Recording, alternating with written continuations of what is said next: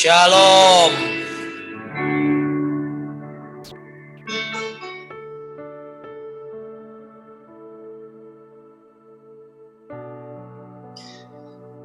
Shalom semua. Suara saya jelas? Gimana? Semuanya oke?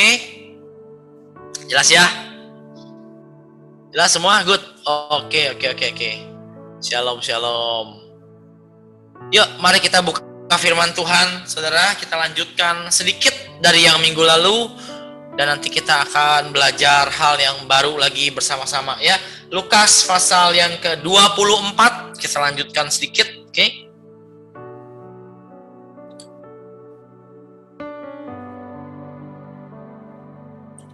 Lukas pasal yang ke-24. Mari kita lihat ayat yang pertama ya. Sekali lagi kita review dengan cepat dan nanti kita akan belajar hal yang lain. Lukas pasal 24 ayat yang pertama, oke? Tetapi pada pagi-pagi benar pada hari pertama minggu itu, mereka pergi ke kubur membawa rempah-rempah yang disediakan mereka. Ingat ya, Yesusnya sudah mati, tapi ada orang-orang, saudara, yang tetap menghampiri mayat Yesus. Oke? Bukan hanya ketika dia berpikir Yesus masih hidup dan masih bisa mengerjakan ini itu buat mereka, tapi sekalipun Yesusnya telah nampak mati, dikubur, dan tidak ada gejala-gejala bangkit, bahkan mereka sebetulnya tidak tahu dan gak sadar bahwa Yesus mereka bisa bangkit. Ya, masih ada orang yang setia, dan pada hari Minggu itu mereka datang membawa rempah-rempah. Pagi-pagi benar mereka masuk, mereka siap-siapkan semuanya dan menghampiri Yesus yang telah mati. Oke? Ayat yang keempat, mari kita lihat. Terima kasih Pak Yudi ya.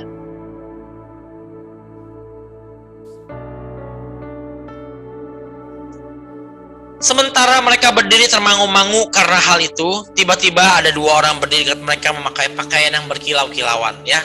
Ayat 5, coba lihat. Mereka sangat ketakutan dan menundukkan kepala, tetapi kedua orang itu berkata kepada mereka, "Mengapa kamu mencari dia yang hidup di antara orang mati?" Berarti dengan kata lain, mereka datang, sekali lagi saya ulang, dengan cara berpikir, dengan pemikiran bahwa Yesus mereka mati dan tidak bangkit. Karena itu malaikat berkata, "Kenapa kamu cari dia yang hidup di antara orang mati?" Oke? Kenapa? Karena dia berpikir Yesus itu udah mati, saudara. Padahal Yesusnya hidup. Dan mereka sangat ketakutan. Ayat yang kelima, ayat yang kelima dan keenam. Mereka sangat ketakutan dan menundukkan kepala. Ayat yang keenam. Ya.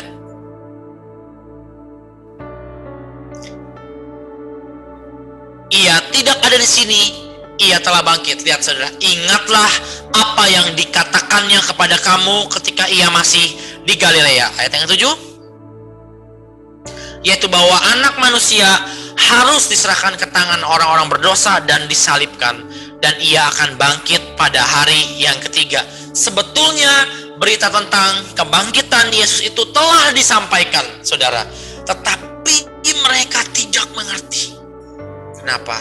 Karena seringkali apapun yang Yesus mau kerjakan dalam hidup kita, dengar saudara, kita hanya tangkap secara daging saja. Oke? Karena kita manusia yang sangat dikuasai daging. Kita sangat mau daging ini setiap kali disenangkan. Kita sangat mau apa yang mata kita butuhkan. Kita sangat butuh apa yang bisa dipegang, disentuh, diraba, dinikmati dengan seluruh indera kita. Ketika Yesus datang ke tengah-tengah kita, itu pun sama. Ingin kita cerna dan kita tangkap dengan daging saja. Ketika Yesus ada di bumi, semua orang ribut apa yang bisa mereka dapatkan dari Tuhan Yesus. Akankah yang satu jadi Perdana Menteri, yang satu duduk di sebelah kanan, yang satu duduk di sebelah kiri ketika Tuhan duduk di tahta. Yang satu nanya, kami udah kehilangan segalanya, Tuhan ikut Engkau, kami dapat apa? Semua kita selalu mencari apa yang bisa kita dapatkan dari Dia. Semua khotbah yang mau kita dengar, semua iman yang mau kita fokuskan, selalu saudara berbau mendapatkan sesuatu. Selalu sifatnya menguntungkan kita. Selalu, dan seperti itu terus-terusan. Sekalipun udah diajarkan. Karena itulah saudara, 11 murid yang laki-laki tidak ada sama sekali yang ikut ke kubur itu. Karena mereka merasa mimpinya sudah selesai. Sudahlah, kita udah gak bisa apa-apa lagi. Tuhan kita udah mati. Yang dua pergi ke Emmaus. Yang satu bunuh diri karena merasa gagal, merasa tidak ada turning point. Yang ke-11 diam-diam aja saudara, ya. Bahkan mau balik lagi menjadi nelayan, Petrus dan kawan-kawannya. Kenapa? Karena mimpi udah selesai, it's over, percuma, Tuhannya udah mati. Tapi di tengah-tengah itu semua, dahsyatnya apa? Ada perempuan-perempuan. Oke, katakan bersama saya perempuan. Amin. Perempuan yang lebih baper, yang punya perasaan, yang gak gampang hilang cintanya. Ya, ketika Yesus di dunia, mereka bukan sekedar mau cari sesuatu dari Tuhan Yesus, tapi tanpa disadari, saudara, perasaannya tersangkut di sana. Ada yang mereka cintai dari Tuhan, bukan hanya cuma dapat sesuatu, bukan hanya ngarapin sesuatu, tapi terjalin hubungan kasih tanpa disadari, ya. Sehingga apa? Ketika Yesusnya udah mati, waduh saudara, mereka tetap datang ke kubur itu. Oke. Yang 11 mungkin takut, ya, sama ya kayak money game trading, saudara. Wih, kalau lagi happening, semua lomba-lomba posting. Begitu dicari polisi, saudara, semuanya langsung ditutup, ya. IG-nya ditutup, YouTube-nya ditutup, FB-nya dimatiin, videonya dihapus, ya. Orang Kristen juga banyak, oke? Karena takut dianggap afiliator. Jadi sama, murid-muridnya pun gak ada yang nongol karena takut, oke? Tapi perempuan-perempuan ini luar biasa, ya. Mereka adalah perempuan-perempuan semua. Saya ulangi lagi, ya. Lihat ayat yang ke-10, saudara, lihat. Lihat ayat yang ke-10 sama-sama. Perempuan-perempuan itu ialah Maria dari Magdala dan Yohana dan Maria ibu Yakobus dan perempuan-perempuan lain juga yang bersama-sama dengan mereka memberitahukannya kepada rasul-rasul. Cewek semua, semuanya perempuan yang korban perasaan, yang ada perasaan, yang gak gampang move on, ya. Konon kalau hubungan ada yang putus atau rumah tangga berakhir, konon yang paling menderita yang perempuan. Betul ya saudara, ya? Kenapa? Karena mereka lebih setia. Mereka lebih makan dalam setiap rumah tangga. Perempuan adalah orang yang biasanya menginvest lebih banyak dibanding laki-laki secara perasaan, saudara. Laki-laki gampang move on, perempuan tidak segampang itu. Oke? Jadi saya berdoa, saudara, kita belajar hal ini, ya. Dan lihat Alkitab berkata, lihat ya, kabar tentang kebangkitan justru, saudara, diberitakan kepada perempuan-perempuan ini. Bukan kepada laki-laki, bukan kepada 12 rasul Yesus, 12 murid Yesus, tetapi kepada para perempuan ini. Ya, ajaib. Dan yang terakhir, minggu lalu, ulangi sedikit ya, Wahyu pasal 22, mari kita lihat ayat yang terakhir, salah satu ayat yang terakhir ya, Wahyu pasal 22. Mari kita lihat sama-sama.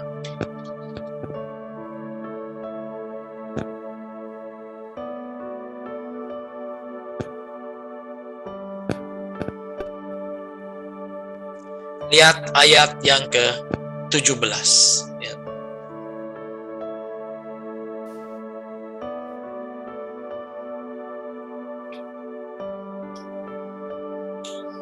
Roh dan pengantin perempuan itu berkata, marilah. Dan barang siapa yang mendengarnya, hendaklah ia berkata, marilah. Dan barang siapa yang haus, hendaklah ia datang. Supaya bagus ya. Barang siapa yang haus, hendaklah ia datang. Dan barang siapa yang mau, hendaklah ia mengambil air kehidupan dengan cuma-cuma. Oke, lihat saudara. Ya, di akhir jalannya hanya 2 pribadi yang tersisa. Dunia udah nggak ada, pekerjaan udah nggak ada, kenabian udah nggak ada, gereja udah nggak ada, kependetaan udah nggak ada. kejemaatan udah nggak ada. Anda tahu yang terakhir hanya apa? Hanya Tuhan dan pengantin perempuan. Ternyata setiap kita terpanggil menjadi pengantin perempuan. Setiap kita, saudara, ada ternyata di ujung jalannya suatu hari kita dijemput sebagai mempelai wanita. Dahsyat ya, bukan sebagai tentara, bukan sebagai jemaat, bukan sebagai hamba, bahkan bukan sebagai anak, tetapi sebagai mempelai perempuan. Berarti saudara, apa sih yang harus bertumbuh dalam hati kita? Perasaan mengasihi Tuhan. Oke? Mempelai tidak mungkin menikah dengan pribadi yang tidak mereka kasihi. Mempelai yang benar hanya menikah dengan pribadi yang mereka kasihi. Yesus datang. Wah, ini powerful. Tidak untuk menjemput, dengar ya, sekedar penyembahnya. Dengar saudara, Tuhan kita datang tidak sekedar menjemput para penyembahnya. Karena kalau penyembah banyak, yang menyembah berhala, nyembah gak? Nyembah ya? Sacrifice gak? Korban sesuatu gak? Konon teman saya cerita, kalau Anda datang ke Gunung Kawi, itu udah ada transaksinya, katanya sih, nggak tahu kayak apa. Ya, maunya apa, yang diributin apa, maunya apa, bayarannya apa, itu katanya udah ada, saudara. Oke, nyembah gak? Nyembah.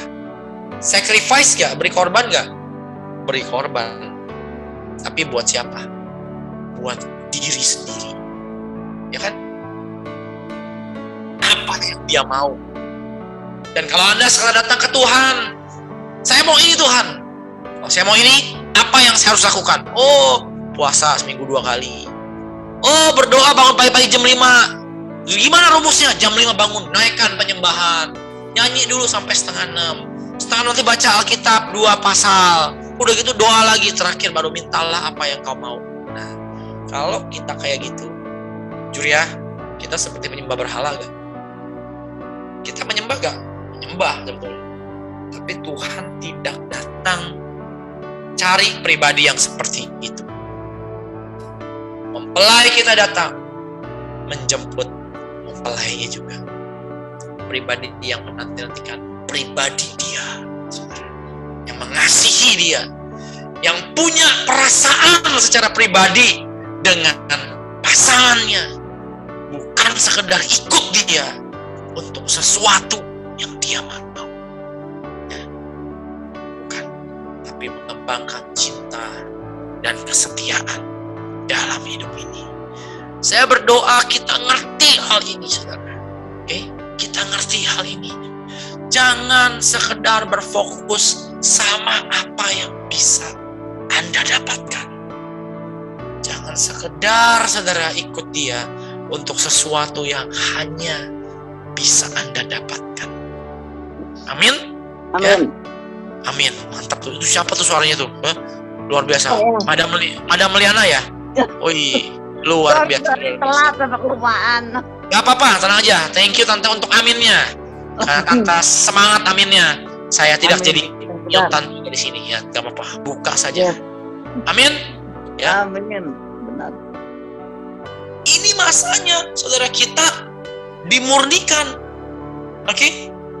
Masanya kita dimurnikan. Ayo, sekarang mari kita buka satu ayat ya.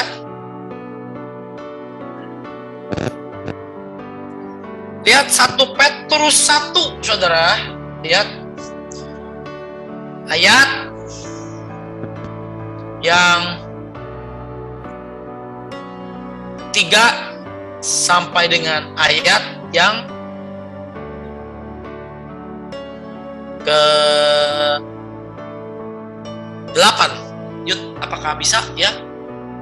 Kalau ditampilkan lebih banyak bisa nggak? Kecilan dikit tulisannya. Apakah bisa?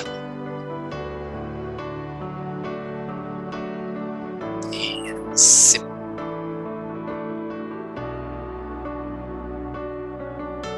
Ada Stella nggak? Stella mana ya? Hah? Apa? Oh iya.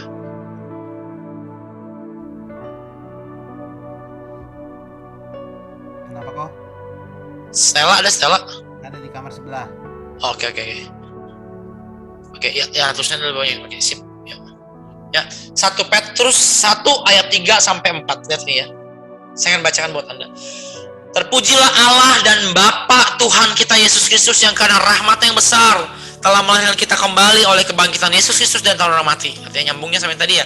Kepada, lihat nih, suatu hidup yang penuh pengharapan. Saudara lihat. Untuk menerima suatu bagian yang tidak dapat binasa, yang tidak dapat cemar, dan tidak dapat layu, dan tersimpan di sorga bagi kamu. Lihat ayat 5 sampai dengan ayat yang ke-8. Ayo lihat, yuk belajar hari ini saudara. Lihat ya, kembangkan cinta. Yuk, punya perasaan. Jangan baper gara-gara makanan, jangan baper gara-gara sekedar lawan jenis, jangan baper saudara. Yuk, baper dengan Yesus.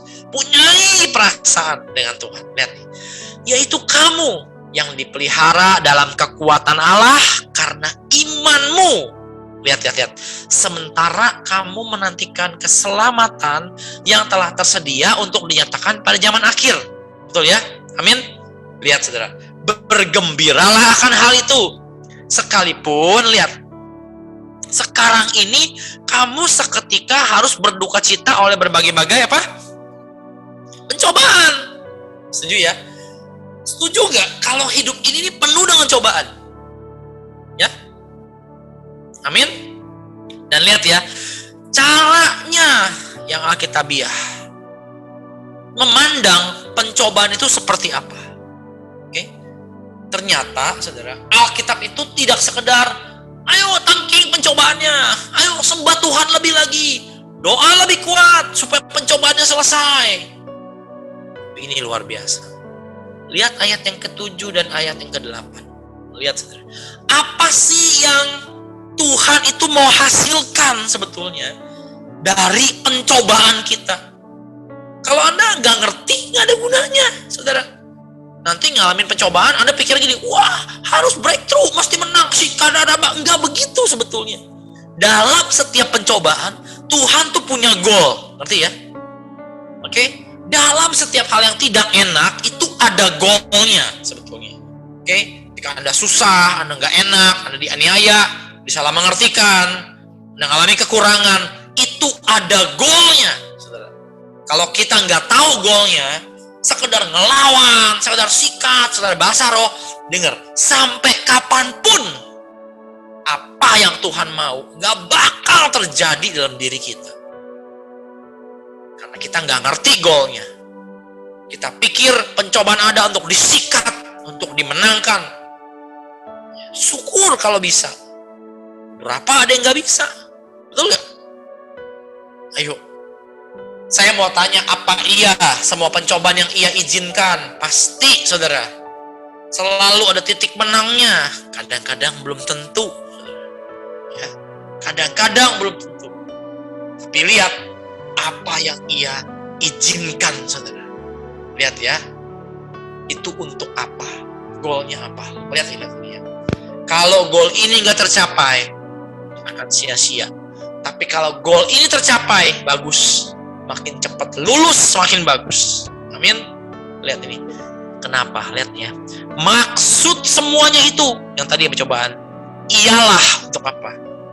Membuktikan apa? Kemurnian. Katakan sama-sama kemurnian. Kemurnian. Kemurnian iman. Ya. Yang jauh lebih tinggi nilainya daripada emas yang fana. Lihat, yang diuji apa? Kemurniannya dengan api. Bisa nggak, saudara? Pemurnian itu, proses pembersihan itu bisa nggak tanpa api? Nggak bisa. Karena ternyata hanya api lah yang bisa membuat kita tahu dalamnya kita ini seperti apa. Ya. Kemarin ada yang doa buat saya dan istri. Oh Tuhan, tolong supaya imannya Koramon yang ekstrim, Tuhan, bisa terjaga. Iman ekstrim. Saya bukan iman ekstrim. Saya cuma baca apa yang tertulis di Alkitab.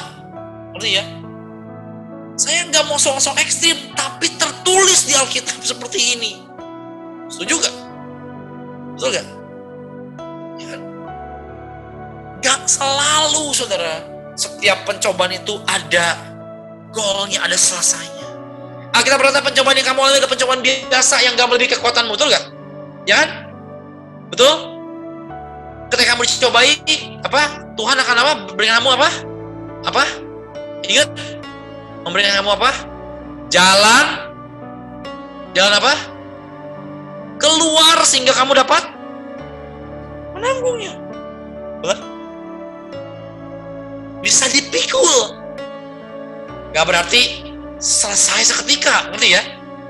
Kamu ketemukan way out sehingga kamu bisa menanggungnya. Gak terus-menerus digebukin sama pencobaannya, tapi kamu bisa nanggung. Nah, maksud semuanya itu untuk membuktikan kemurnian iman. Apa sih kemurnian iman? Itu loh, saudara.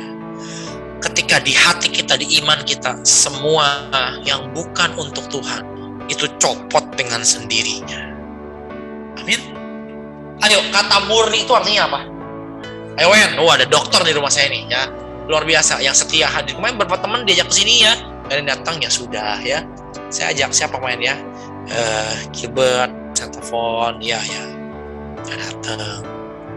Weni datang, luar biasa. Ayo Wen, kemurnian. Murni itu artinya apa? Apa sih arti kata murni? Apa? Tante Liana, murni apa Tante?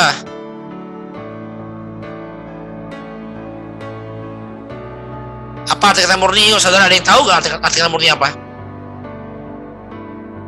Yuk, siapa yang bisa kasih saya ide arti kata murni itu apa?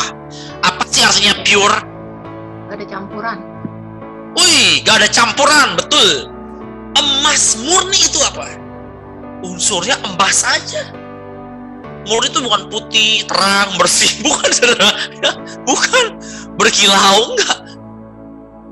Murni itu artinya gak ada campuran. Dengan kata lain ya, hanya satu unsur. Benar gak? Hanya satu unsur. Kemurnian imanmu dalam hati kamu itu hanya satu unsur. Yaitu apa? Tuhan aja. Dan apa yang bisa membersihkan kita, mengeluarkan unsur lain dari hati kita yang bukan Tuhan? Apa yang bisa mengeluarkan? Pencobaan, ujian. Makin berat dan makin gak enak, makin kelihatan kita ini siapa sebetulnya. Bapak Ibu tolong, ini bukan iman yang ekstrim. Ini iman yang normal, yang Alkitab katakan. Tolong, saya manusia biasa. Ya, 2 hari yang lalu, saudara, ya, makan di restoran masih enak banget rasanya, saudara. Serius. Dan masih kedagingan banget. Yang gak enak, jangan dimakan. Ya gak? Makan yang enak aja. Nasi putih kurangin. Kemarin makan lagi, masih enak banget. Serius. Masih manusia. Ya. Ngomongin mobil sama satu teman, masih senang banget, saudara.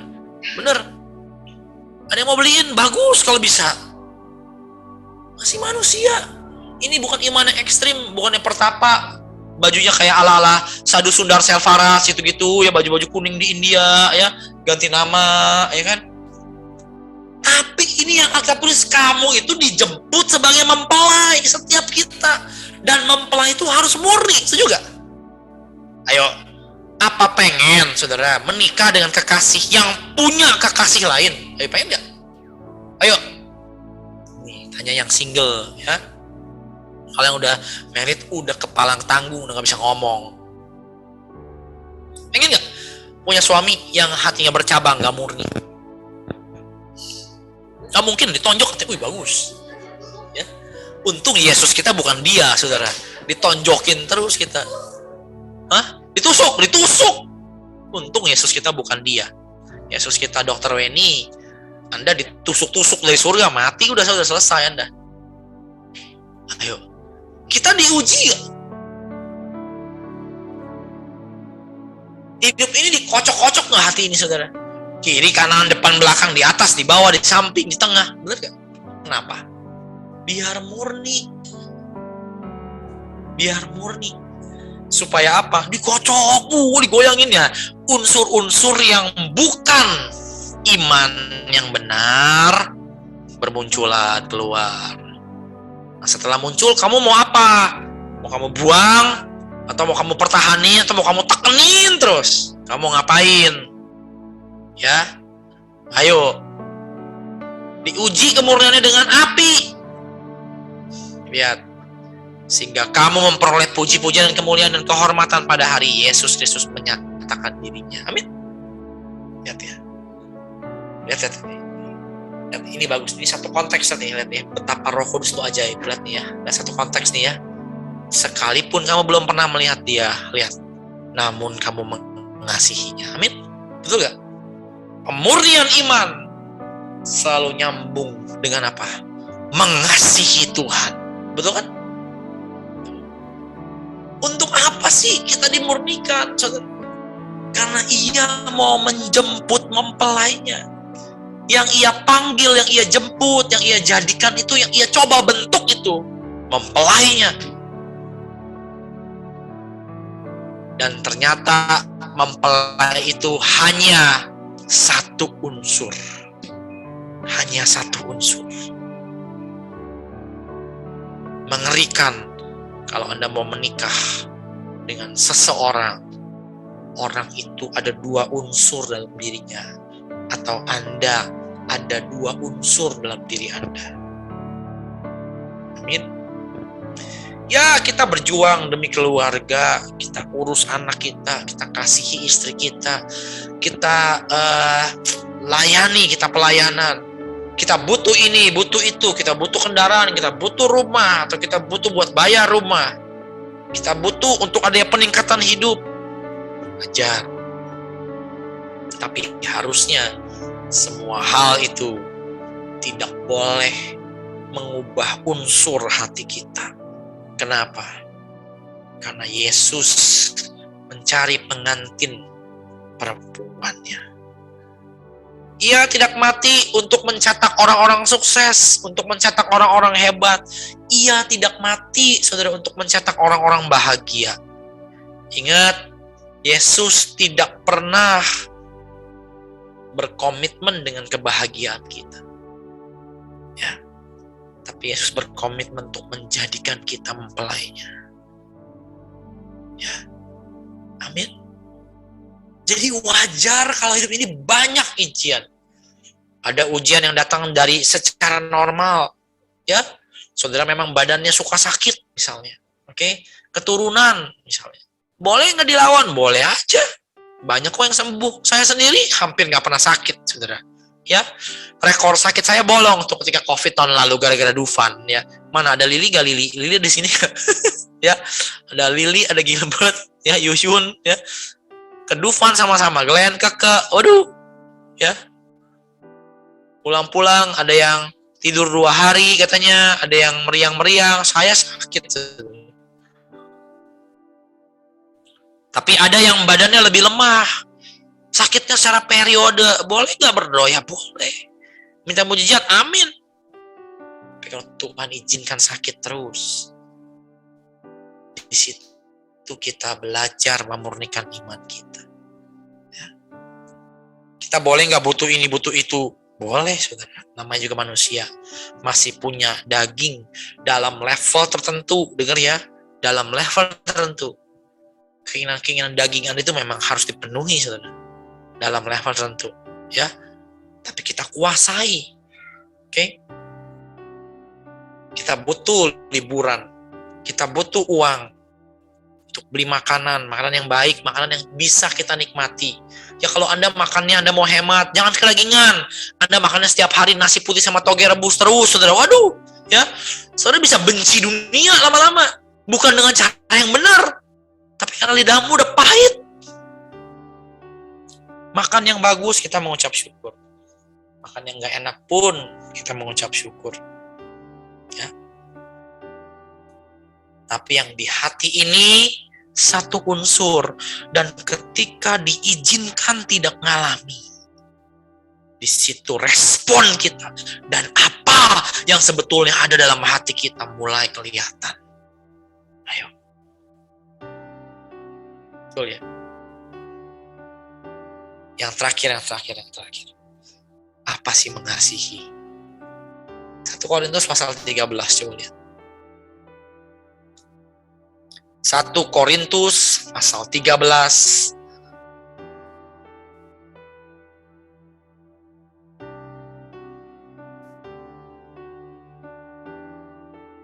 Satu Korintus pasal 13.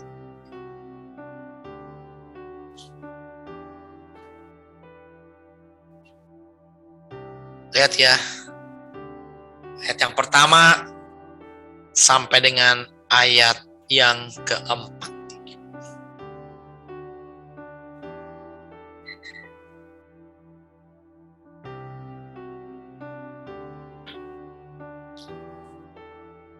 Satu Korintus 13, lihat ayat yang pertama sampai dengan ayat yang keempat. Ayo belajar mengembangkan kasih kepada Tuhan. Caranya gimana? Dengar ya. Kita belajar sama-sama. Sekalipun aku dapat berkata-kata dengan semua bahasa manusia dan bahasa malaikat, tetapi jika aku tidak mempunyai kasih, maka aku sama dengan gong yang berkumandang dan canang yang bergemerincing. Jedang-jedung bunyinya doang kenceng, gak ada gunanya, saudara. Lama-lama mengganggu juga, bener ya? Coba gong kalau bunyi terus, canang bunyi terus, mabok orang lama-lama. Ayat yang kedua, lihat. Yuk, ayat yang kedua, lihat. Sampai ayat yang 4 nanti ya. Yuk, yang sekedar nyari yang hebat-hebat nih, baca. Sekalipun aku mempunyai karunia untuk bernubuat, ya. Saya bernubuat loh, saudara, ya. Sering. Mungkin kayak nempel dalam diri saya, ya. Wih, Anda tahu ya, kemarin saya kan pelayanan ya. Aneh. Bukan pelayanan. Saya pergi ketemu teman saya di WTC Mangga 2, ya. Saya ngobrol-ngobrol, ya, ngomongin mobil, ya. Seminggu 2 kali ini saya udah ke WTC. Ya. Dia ajak saya ketemu teman lagi, 1.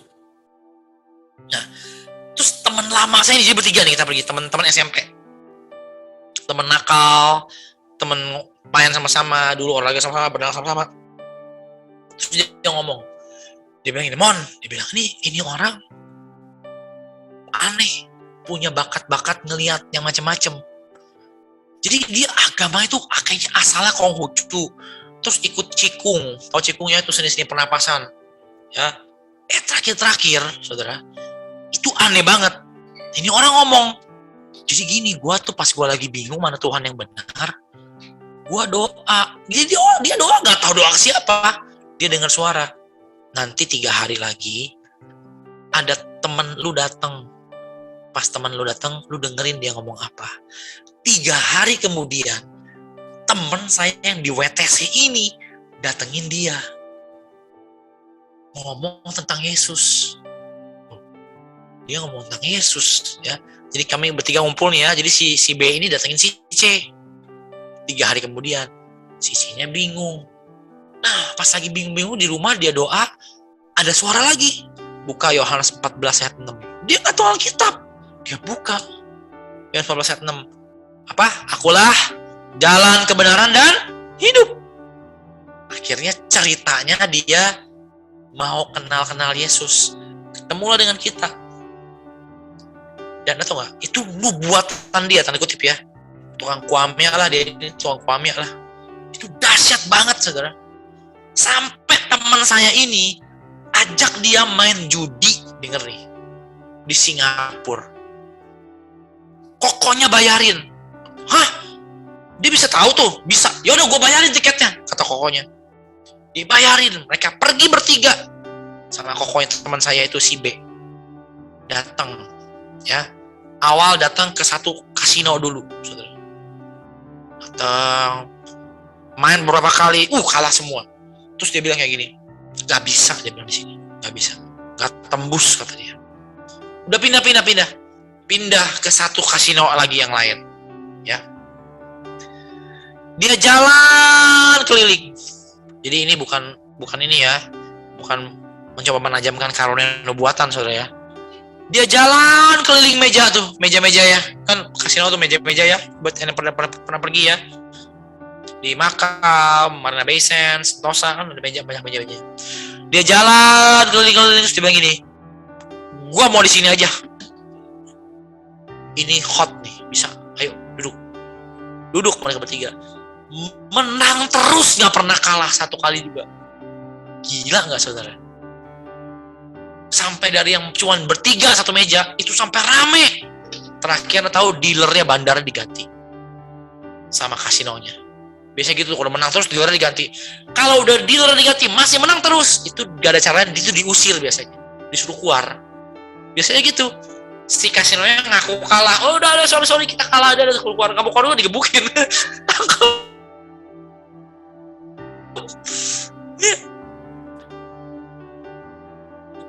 Itu dia masangnya sampai udah sampai merem, udah takut banget. Kata teman saya gini, gede, pasang gede. Kok gede lagi? Tadi barusan gede betul. Enggak, bener, gede, pasang gede. Aduh, kata dia, udah main merem dan disorok-sorok, digesek poinnya. Menang, saudara. Dia pernah nyembuhin orang pakai modal air aqua. Jadi orang aneh banget sih, nggak sangka temen SMP sendiri. Kalau nggak ada yang cerita, kita nggak tahu kan, ini ada saksi hidupnya cerita yang bersama-sama ke kasino. Wah, pertanyaannya gini, siapa yang bersedia bayarin tiket dia dan saya untuk pergi sekali lagi, saudara? Langsung semuanya ya. Bayangkan.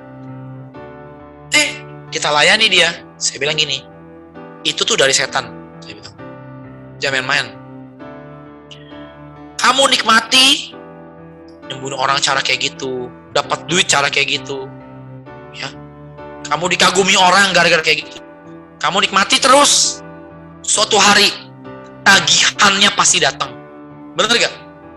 Suatu hari jangan kaget, setan nongol. Tuh ada yang siap jual R3 putih, mantap. R3 putih yang bukan miliknya ya. Setahu saya hanya ada 2 orang yang punya R3 putih di gereja, Glenn sama si Kurniawan. Kinkin mau jual yang mana? Suatu saat tagihannya itu pasti datang, saudara. Yang satu siap jual Fortuner hitam. Setahu saya yang nulis ini Fortunernya warna putih, yang hitam bukan dia punya.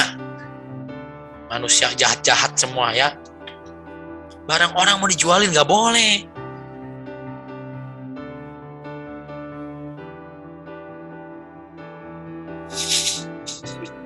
Mari jual semua hartanya.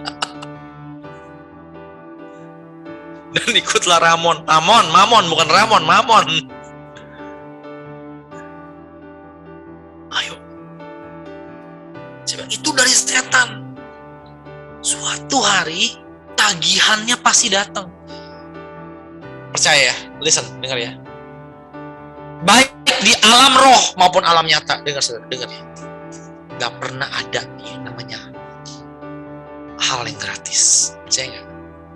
Apa yang kurang, butuh sesuatu yang lain untuk menambahkan, benar gak? Karena dunia ini harus balance. Trust me, I know this. Ya, no such thing as free lunch. Kalau ada orang take you to lunch, itu karena dia mau sesuatu, kata orang Wall Street begitu, Kin. Ya. Saya bilang sama dia, suatu hari jangan kaget dia nongol depan muka lu dan dia bawa tagihan. Tagihannya bisa jadi reputasi kamu, anak kamu, rumah tangga kamu. Atau yang paling ngeri tagihannya, kamu kehilangan iman percaya kamu dalam Yesus.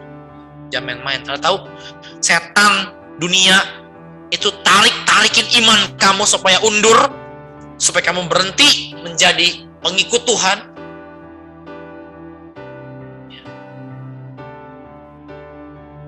Lihat ya, kalau aku punya karya buat berbuat, aku dahsyat banget dan tahu segala rahasia. Widih. Dan memiliki seluruh pengetahuan, dan sekalipun aku memiliki iman yang sempurna untuk memindahkan gunung. Lihat ya, ayo, dahsyat iman yang bisa mindahin gunung. Tapi kalau kasih nggak ada gunanya nggak? Nggak ada gunanya. Praktis please, semua karunia itu buat kamu aja. Karena gak ada gunanya, kamu gak lakukan dalam kasih. Apalagi kasih kepada Kristus. Ayat yang ketiga. Jadi dahsyat itu cuma di luar aja. Kalau gak ada kasih, gak ada gunanya. Lihat ini. Sekalipun aku membagi-bagikan segala sesuatu yang ada padaku, ya karunia memberinya sempurna ini. Bahkan menyerahkan tubuhku untuk dibakar. Tapi kalau apa? Lihat, kalau gak ada kasih, apa? Gak ada gunanya. Anda mungkin gak percaya. Baca tuh gede tuh. Yudi nulisnya gede tuh. Sedikit pun gak ada faedahnya bagi. Gak ada apa-apanya sama sekali. Buat apa kita kelihatan begitu hebat, tapi kita gak mengasihi dalam hati kita? Motivasinya entah apa. Lihat ayat yang keempat. Lihat ini. Lihat ya, simple. Apa sih kasih? Satu aja yang paling depan. Mengasihi Tuhan tuh kayak apa sih? Satu aja. Kasih itu apa? Apa? Sabar. Kasih itu sabar. Ya. Ini yang pada mau jual Fortuner, R3, yang mau jual harta orang, ini kayaknya agak kurang sabar ya. Harus sabar. Kasih itu sabar.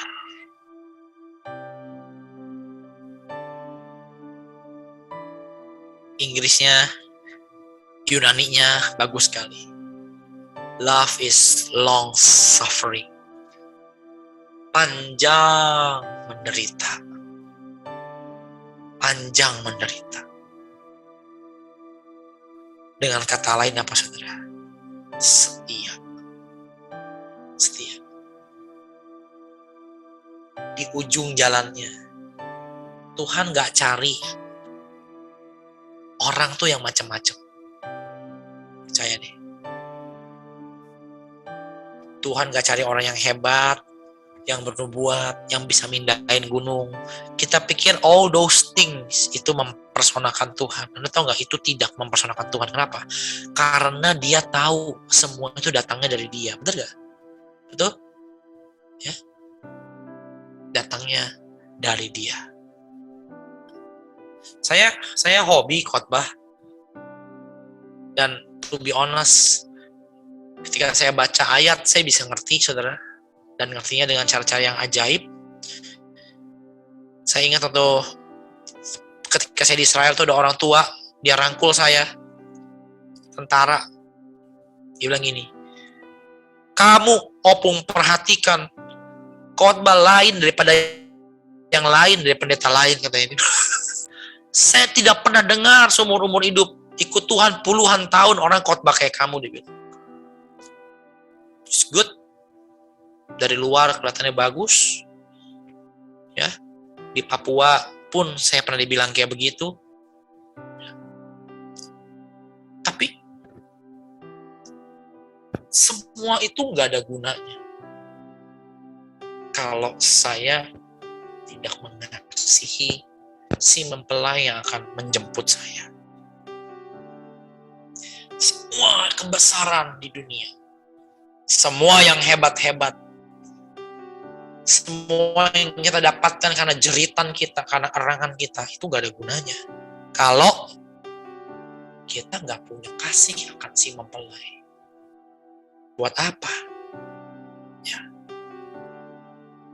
Kamu bahkan bisa punya nubuatan yang sempurna, ibaratnya sampai tompel di badan orang aja kamu bisa tahu di mana letaknya. Kalau kamu nggak punya cinta, gunanya apa? Apa gunanya? Buat apa? Sekali lagi ya, ini bukan iman ekstrim. Gak ada yang ekstrim. Kita manusia-manusia yang penuh dengan daging yang biasa-biasa. Saya pun jatuh. Kalau ada sesuatu yang terlalu kuat, ya gak bisa. But we have to start somewhere, sebenarnya.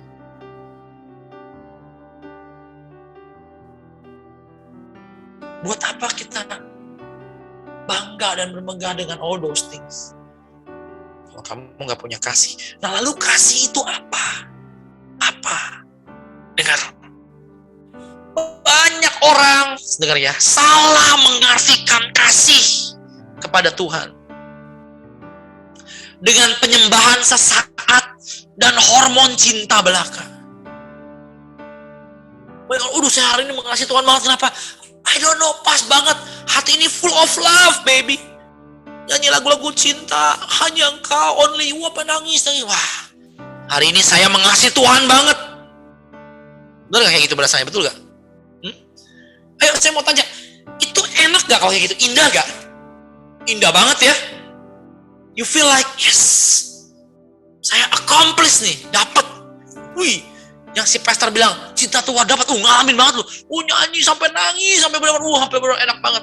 Dulu teman saya pernah cerita, dia kalau lagi sama Tuhan, kalau Tuhan lagi dalam banget, lagi sampai dia peluk gulingnya, oh Yesus, I love you so much. Kata dia, wih, saya bilang mantep banget ya. Tapi jujur, jawab dengan saya, feeling kayak begitu, kamu alami tiap hari gak? Ayo. Feeling kayak gitu, kamu alami setiap hari gak? Apa bisa orang ngalami kayak gitu tiap hari? Dan apa iya perasaan cinta seperti itu mewakili kedalaman cinta yang mendalam? Apa iya? Ternyata enggak, saudara. Karena ternyata definisi kasih itu tidak pernah didefinisikan dengan perasaan hormonal belaka yang begitu indah. Ternyata enggak. Ternyata seseorang hanya bisa dibilang mengasihi ketika dia berjalan bersama-sama dalam kesetiaan, long suffering. Ayo, kasih itu apa? Sabar. Kasih itu apa? Long suffering. Ternyata mempelai pria kita mencari para mempelai wanita yang mau jalan panjang dengan dia. Amin. Yang mau berjalan panjang, sometimes through a long suffering way. Kadang lewat jalan yang panjang dalam penderitaan.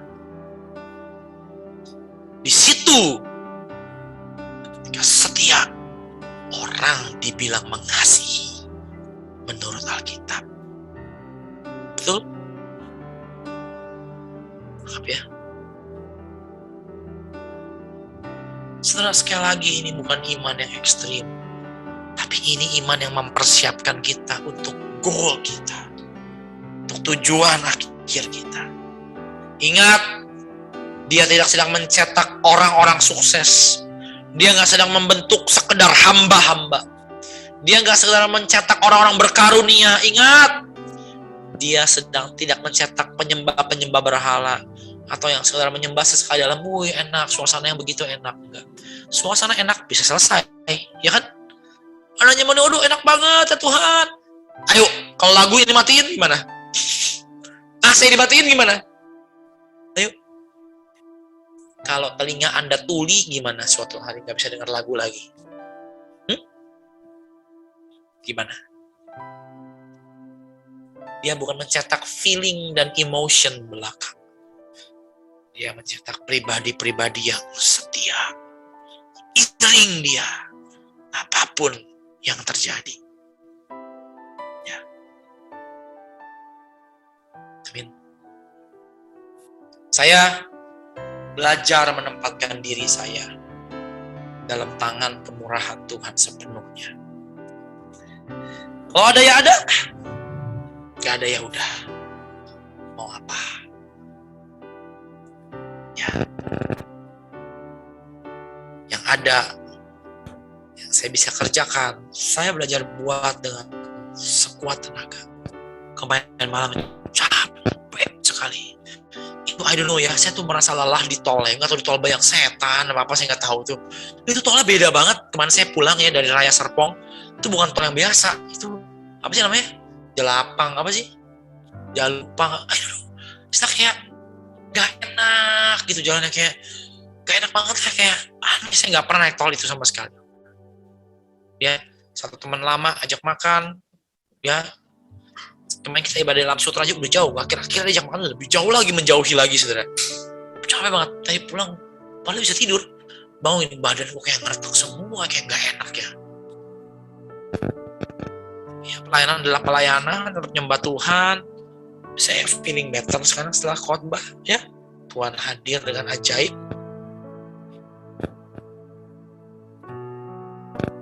Bapak Ibu, bukan feeling dan emosi belaka, tapi kemauan untuk diajak lewat jalan-jalan yang mungkin gak enak oleh mempelai pria kita. Ingat, pencobaan yang kamu alami untuk membuktikan kemurnian iman. Ya, ini bukan iman yang ekstrim. Ini tertulis di Alkitab. Pencobaan yang kamu alami untuk ngebuktiin kemurnian imanmu. Kalau hari ini ada yang Tuhan ambil, ada yang Tuhan tahan, ada yang Tuhan sepertinya gak berikan, ada yang Tuhan izinkan kamu urus yang mabok, yang gak jelas, yang pusing, masalah-masalah. Semuanya itu untuk membuktikan kemurnian iman. Kasih itu apa? Long suffering. Long suffering.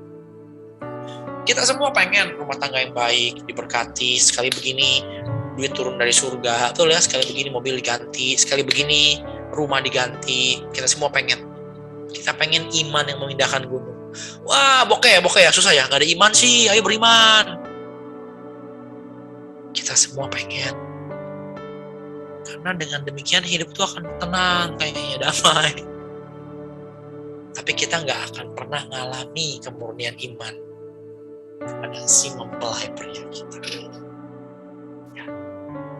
Dia segala-galanya dan tenang. Hidup itu gak begini-begini aja.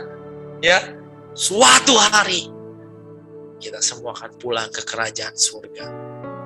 Kita semua akan ketemu dengan tanah air kita yang sejati. Uang dan kebahagiaan, sekarang real saudara, real banget.